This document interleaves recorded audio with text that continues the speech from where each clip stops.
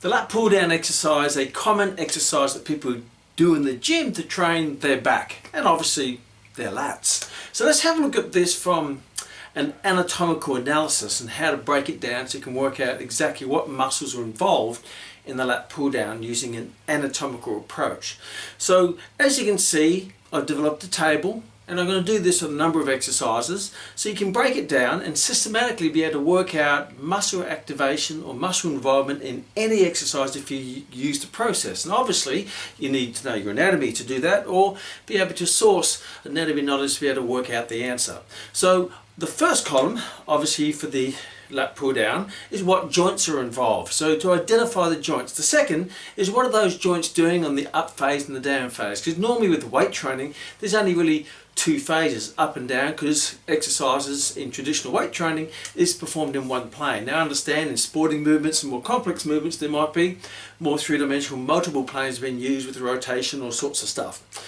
Then once you work out what the phases are, work out which phase is the concentric contraction, because it's always easier to do anatomy identification of what muscles are involved when in the concentric, because the eccentric is the same muscle but the joint's working in a reverse action. For example, when I flex my elbow, my bicep flexes my elbow, but under load if I lengthen my elbow joint, the bicep is still lengthening it, it's just controlling the speed of lowering it. So it's still the bicep in the eccentric contraction or elbow extension as there's the bicep in the concentric contraction in elbow flexion. But it's always easier to identify the concentric, because what's the same muscle works the concentric as the same muscle works the eccentric in the lowering phase of the exercise.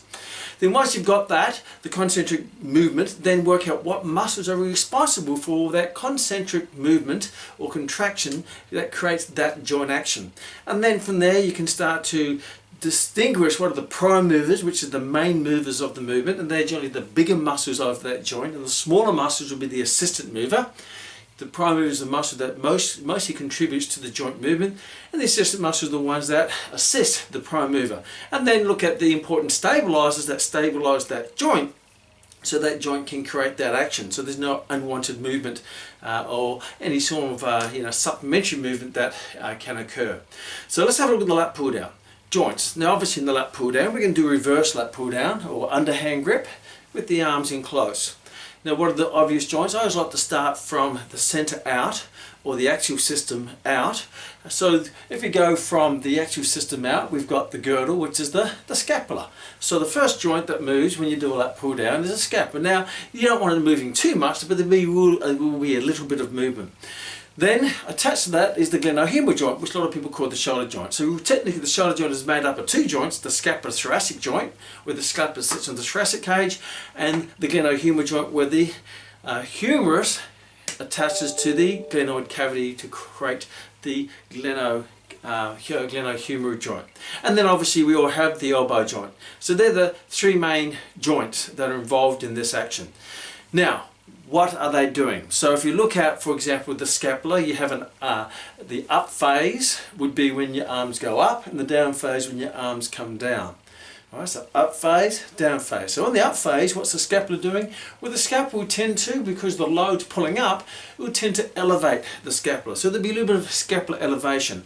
And there might be a little bit of also lateral rotation of the scapula, where the elbows maybe come out a bit, then the scapula will start to wing out a little bit. So there'll be a little bit of lateral rotation and elevation of the scapula. On the way up, the glenohumeral joint, what's it doing? It's actually flexing. So the glenohumeral joint is flexing. The elbow joint is extending. On the way down, it will be obviously the reverse of those actions. So the scapula will be depression with some medial rotation where it comes into the center line. The glenohumeral joint will be extending and the elbow will be flexing. So which is the concentric phase? The concentric phase is basically where the muscle is overcoming the load, where the muscle is winning. So when you're pulling down and the weights are being lifted up, that would be the concentric phase, when there's active shortening of the muscle to overcome a load, where eccentric is the active lengthening of a muscle, and that would be to control the load in the lowering phase. So in this case, the concentric movement is the lowering phase. So what muscles are responsible for those joints in that phase? So if you look at the scapula, If you're looking at from here on the lie down, you've got to be depression and medial rotation. So what depresses the scapula?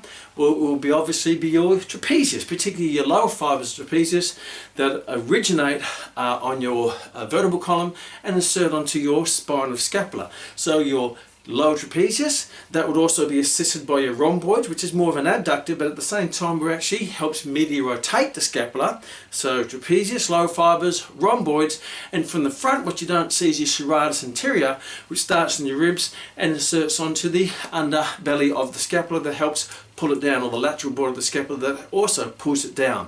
So it gets pulled down from the back and the front by your trapezius, lower fibers, your rhomboids, and more from the front, your serratus anterior. So they're the muscles that will depress and medially rotate the scapula. How about shoulder extension? What muscles extend the shoulder? Well, the obvious one is your latissimus dorsi and its little brother teres major. They would also be assisted by your deltoids and also your long-headed tricep that starts in the lateral body of your scapula and inserts into your humerus. So for those, the prime mover would be latissimus dorsi because it's the bigger one, and the other ones would be the assistant movers. When it comes to the scapular depression, a prime mover in that would be your lower fibrous trapezius because it's a large muscle, and the assistant muscles will be the other ones which I also mentioned. And when it comes to elbow flexion, what flexes the elbow? The obvious one is biceps brachii, we all talk about that one, but you also have that's assisted by your brachialis and your brachioradialis. So the prime mover in elbow flexion would be biceps brachii, and the assistant movers would be brachialis, which sits underneath, and your brachioradialis, which is here on your forearm, but is also goes across the elbow joint to flex the elbow joint.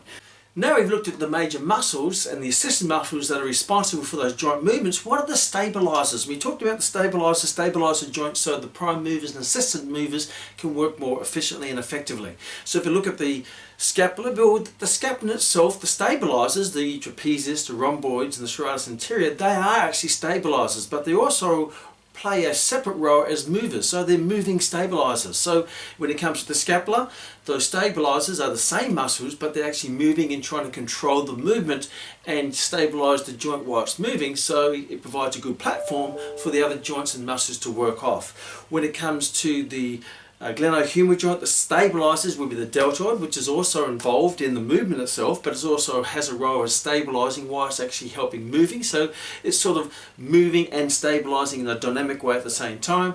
And at a deeper level, you have your stabilizers called the rotator cuff muscles. The rotator cuff muscles, they originate on the scapula and they insert into the head of the humerus, and there's four of them: your supraspinatus, your infraspinatus, your teres minor, and your subscapularis, and all of them work very hard to maintain a good connection between the head of the humerus and the glenoid cavity, to keep those two articulating surfaces with good connection and good control while your other muscles work. So they're the stabilizers for the glenohumeral joint, and the stabilizers for the elbow joint, it doesn't really need a lot of stabilizers because the elbow joint is a hinge joint and it has a set plane movement and it's pretty well controlled by the ligaments. It can't really go out of alignment, unlike the scapula, which can move everywhere, or the glenohumeral joint, which is a ball and socket joint. It can move everywhere, so it needs stabilizing to get it moving in one plane when it can move in every plane.